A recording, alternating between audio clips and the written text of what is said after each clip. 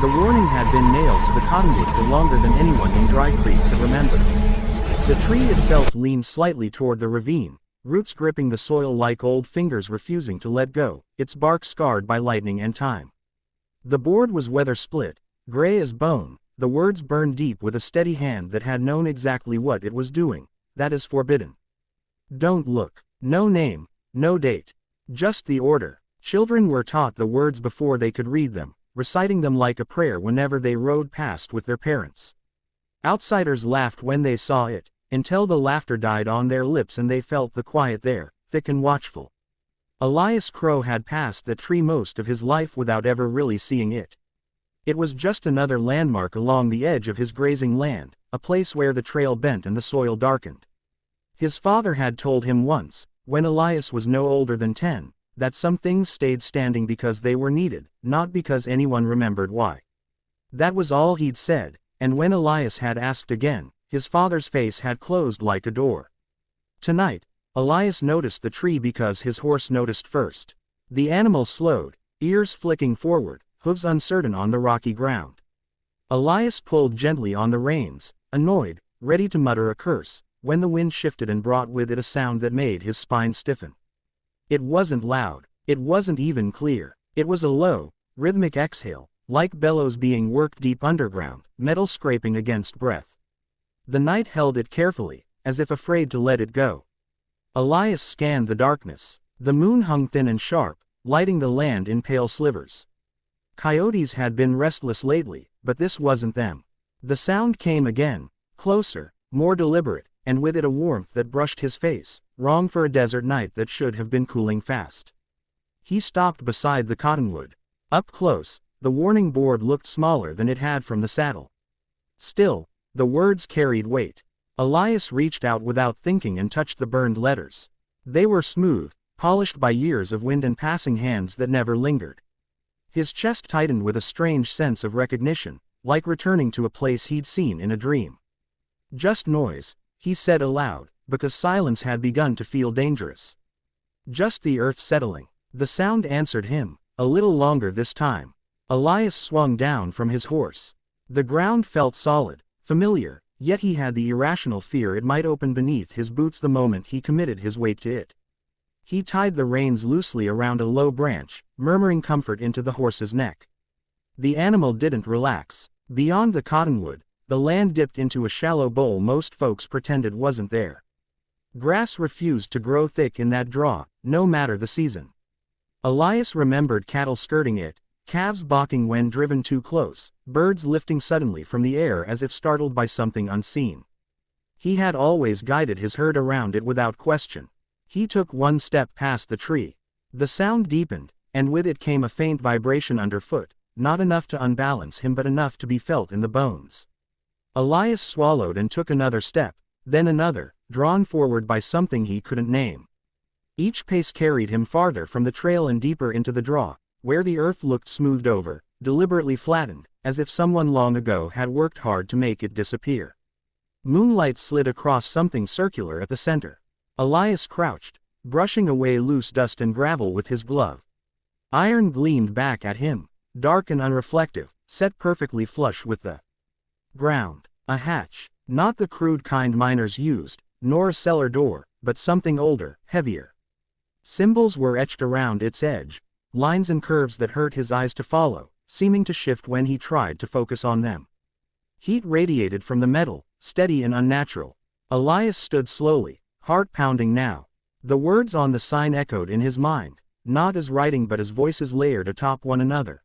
His father's low and careful tone, the preacher's warning sermons, the elders' sharp rebukes whenever someone asked too much. Don't look. It had always sounded like fear. Now it sounded like instruction. Whatever you are, he said to the hatch, you're buried for a reason. The iron ring lay flat at the center, cold-looking despite the warmth around it. Elias's hand hovered inches above it, trembling. He laughed once, short and humorless. He thought of turning back, of mounting his horse and riding home to his quiet house, to a life that asked little and gave just enough. He could pretend he'd heard nothing. He could sleep. The sound below shifted, becoming almost a voice. Elias closed his eyes and grabbed the ring. It resisted him at first, as if testing his resolve, then yielded with a deep, resonant sigh.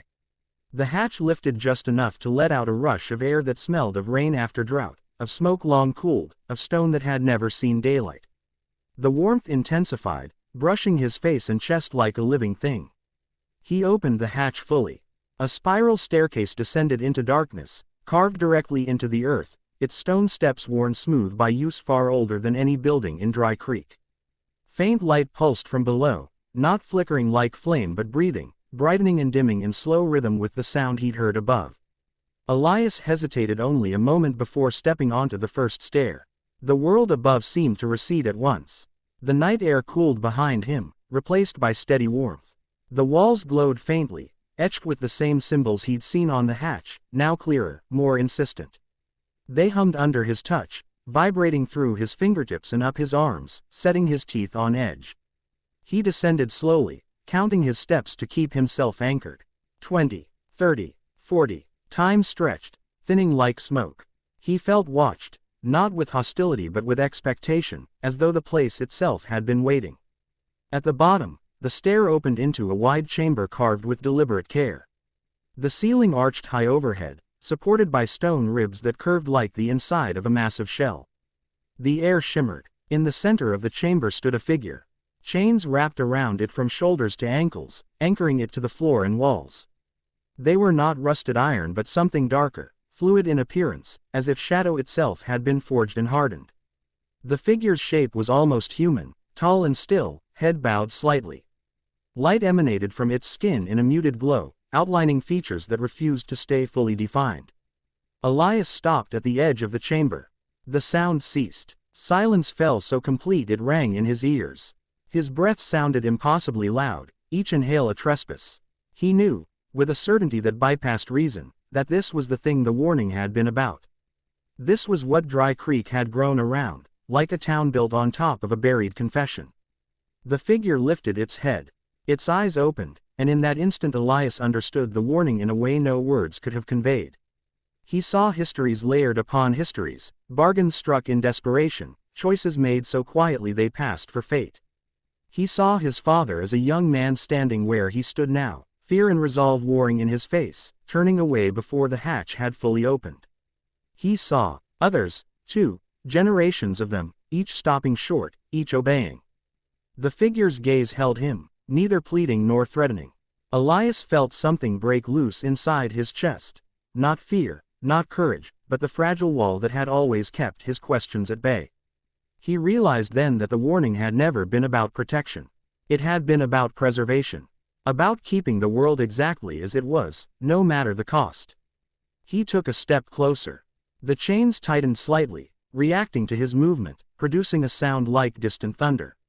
The symbols on the walls brightened, their hum deepening, resonating through his bones.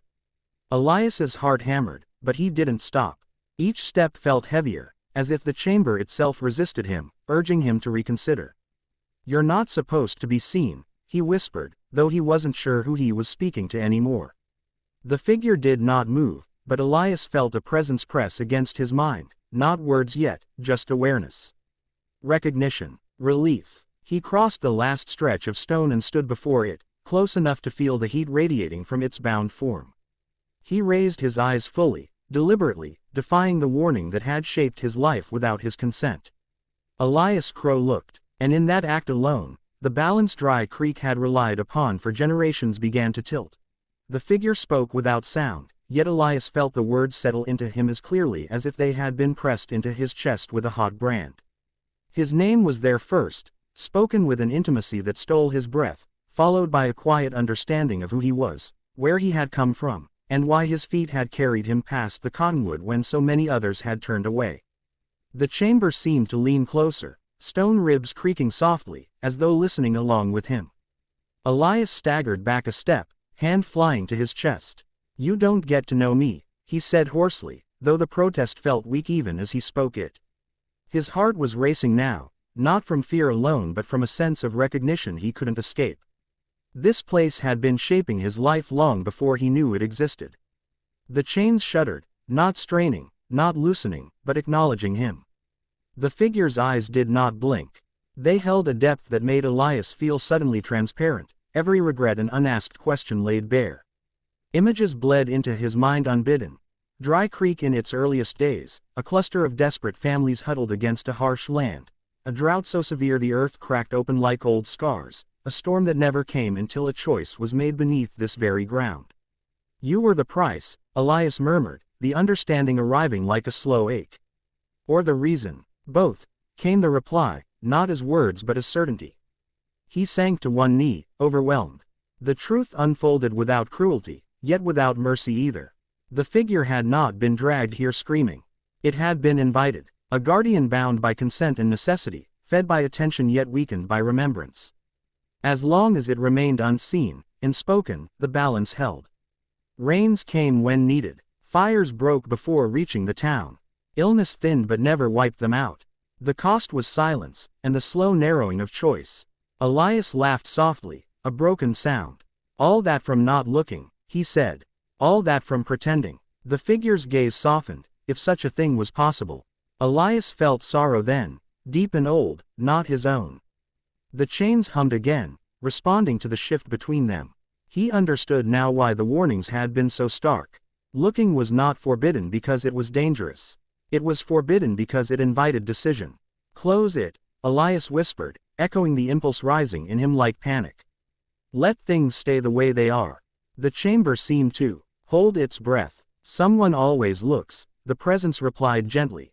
And someone always decides. Elias pushed himself to his feet. His legs trembled, but he stood. He thought of his father's silence, of the way questions died in Dry Creek before they were fully formed.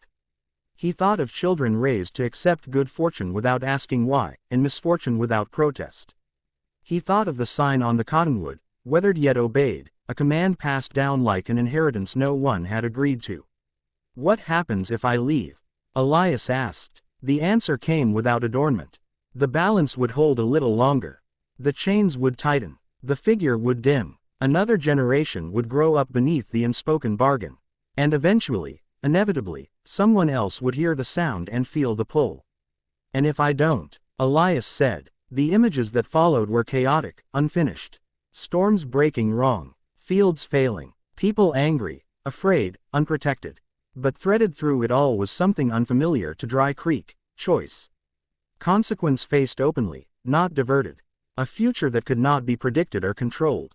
Elias closed his eyes. His chest hurt with the weight of it. Doing nothing would be easier. Closing the hatch would cost him nothing personally. He could ride home, sleep, wake, and live out his days beneath borrowed luck. The unthinkable wasn't tearing the town's safety away. It was admitting that safety had been stolen from something else. He opened his eyes and turned toward the stairs. The figure did not stop him. Each step upward felt heavier than the last. The warmth receded slowly, replaced by the cooler air of the night above. When Elias emerged from the hatch, dawn was already bleeding into the sky, pale and uncertain. He stood there, hands on his knees, breathing hard, as if he had climbed out of the earth itself. He did not close the hatch. The sound followed him now, no longer hidden, rolling outward like a low bell rung beneath the land. It carried across the fields, through the sleeping town, vibrating windowpanes and waking dogs. Elias replaced the hatch just enough to keep it from yawning open, then walked back to the cottonwood. By the time the first townsfolk arrived, drawn by fear and curiosity in equal measure, the sun had crested the hills. Faces gathered around him, tight with anger and disbelief.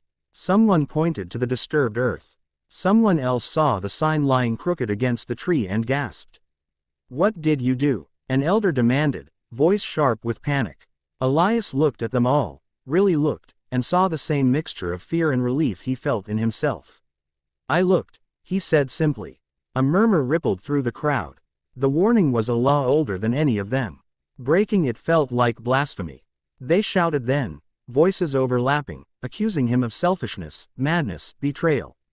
He let them. The sound from below continued, steady and undeniable, a reminder that secrets did not stay buried forever.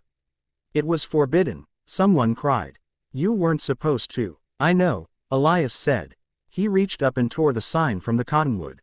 The wood cracked loudly, a sharp report that silenced them for a moment. He fed the board into a small fire he built with shaking hands, watching the burned letters curl and blacken further until they were unreadable. The ground trembled faintly beneath their feet. Panic surged through the crowd. People backed away, clutching one another. Elias mounted his horse, heart heavy but clear. He knew they would hate him for a time. Maybe forever. But he also knew that what came next would be theirs, not something decided in darkness generations ago. As he rode away, the sound beneath Dry Creek changed, no longer a warning, no longer a command. Just a presence, acknowledged at last. The town stood behind him, fragile and exposed, facing a future without forbidden places. Elias did not look back.